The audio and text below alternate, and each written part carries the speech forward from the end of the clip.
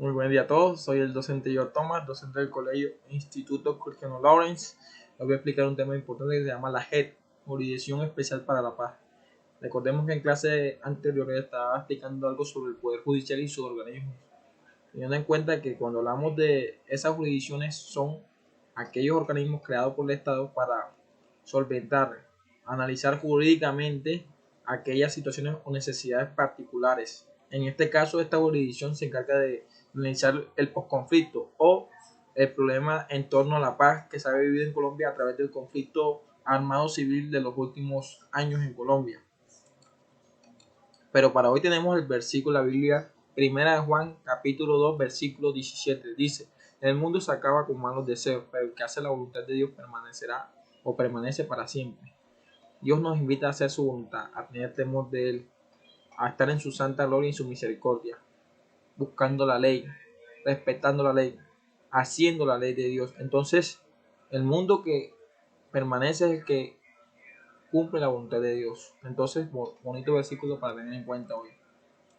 Bueno, ya estando en la clase como tal, el tema de la JEP, que es la Jurisdicción Especial para la Paz, es un organismo creado desde el posconflicto. Cuando hablamos del posconflicto, debemos tener en cuenta que fue después del conflicto armado, después del proceso de paz que hubo en La Habana, Cuba, contra los guerrilleros de la FARC y el gobierno nacional a cargo del expresidente Juan Manuel Santos. Entonces, este proceso se crea el 1 de diciembre del 2016 y es una jurisdicción, es un juzgado establecido simplemente para tener en cuenta todas esas necesidades, todos esos conflictos, todos esos delitos que se establecieron en el conflicto armado en Colombia, para tener una reparación, para tener un acuerdo, para tener un juzgamiento de lo que se hizo con anterioridad y lo que no se debe hacer actualmente ya estando en la vida civil. Recordemos que a raíz de que se firma el Pacto de la Paz, muchos guerrilleros de la FARC fueron liberados, por ende tuvieron algunos beneficios como lo son un partido político, encontraron trabajo, pero independientemente de esto tuvieron que solventar algunos delitos y tuvieron que reparar a las víctimas junto al Estado, obviamente, junto al Estado. Bueno, haciendo referencia a la clase como tal, cuando hablamos de conflictos, si ustedes se dan cuenta de la imagen, hace referencia a un acuerdo mutuo o un pacto que se generó después del conflicto armado en Colombia que tuvo el presidente Juan Manuel Santos con la FARC.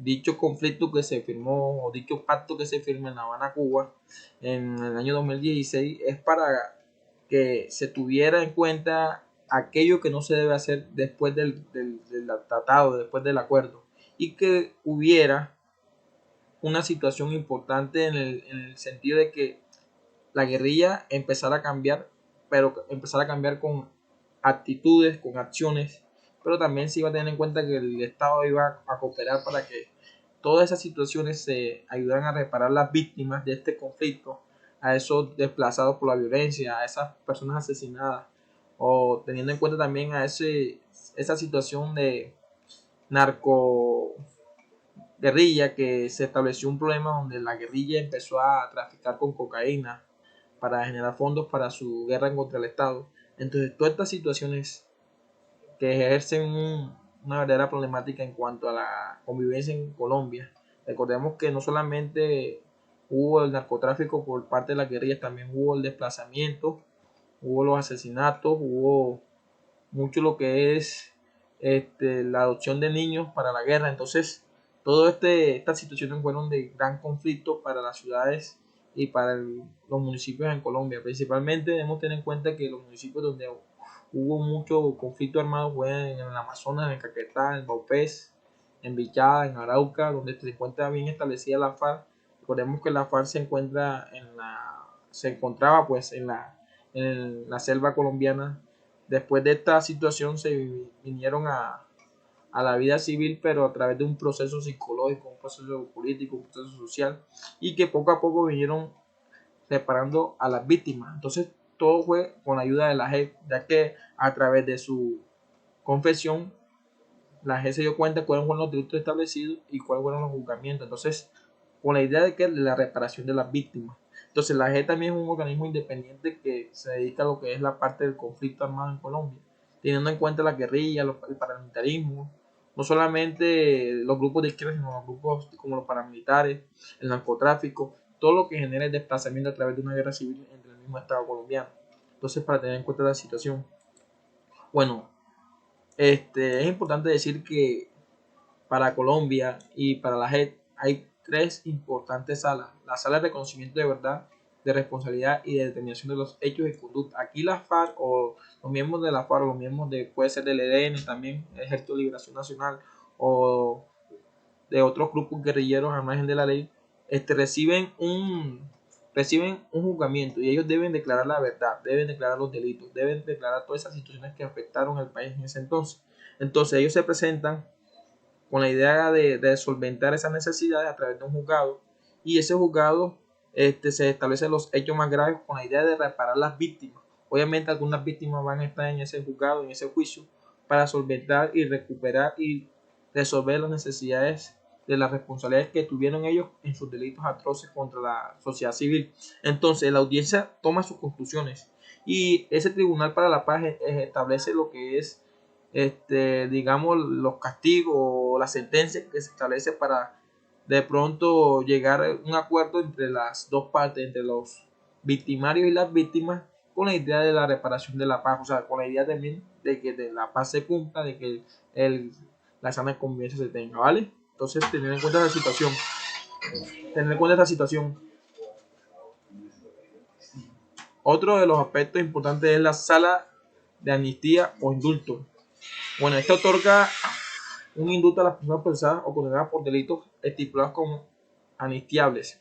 Otorga libertad transitoria y condicionada a comparecientes de la FARC y los remite a la sala de reconocimiento para que procedan en su competencia a aplicar tratamiento jurídico especial a personas retenidas por la sala de reconocimiento de verdad y responsabilidad. Bueno, aquí ya de pronto las personas de la FARC tienen una amnistía dependiendo del indulto, dependiendo el delito, y están condicionadas a un proceso de beneficio, ya sea de pronto, obviamente, en este proceso están los altos cargos, por ejemplo, digamos, Timochenko, Cano, que tuvieron en esta parte, ya de pronto empezaron a crear una amnistía y gracias a la JEP tienen una amnistía, pero pueden crear unos beneficios como el partido político.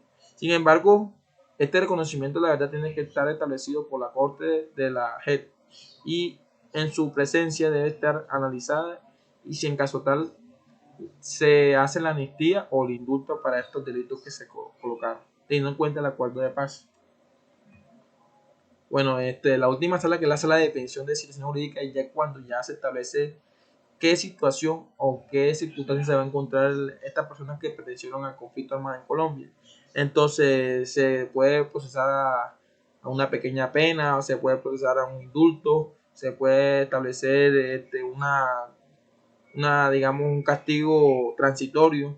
Todo debe tener en cuenta lo que es la parte del derecho penal como tal. Cuando hablamos de derecho penal debemos tener en cuenta que es aquel derecho que establece el cumplimiento de la ley en aquellas situaciones que afectan la sana convivencia de los seres humanos. Entonces, se define como situaciones jurídicas renuncia a la persecución penal u otra forma de determinación anticipada de los procesos, en los casos menos graves, menos representativos a personas con participación no determinada en hechos relacionados con el conflicto armado. Define la situación jurídica de la persona de la fuerza pública que hayan cometido conductas que tengan relación directa o indirectamente con el conflicto armado. Concede y supervisa la libertad transitoria, condicionada, anticipada y transitoria. Define la situación jurídica de los terceros que se someten de manera voluntaria a la JEP, agentes de Estado distintos de fuerza pública y civil y cesa el procedimiento en caso de protesta social. Ya esto es como la situación jurídica, ya esto es como el dictamen final, como lo que se va a establecer, si lo que se va a dar orden, si se va a dar libertad, si se va a tener un castigo transitorio, en fin, ya esto es lo último de la JEP. Esto es como una sala que implica el análisis de todos esos delitos, pero teniendo en cuenta la reparación de las víctimas. Bueno, para terminar la clase aquí tenemos los siguientes documentos base, el libro de Santillana y el libro y el siguiente link. Espero sea su agrado la clase.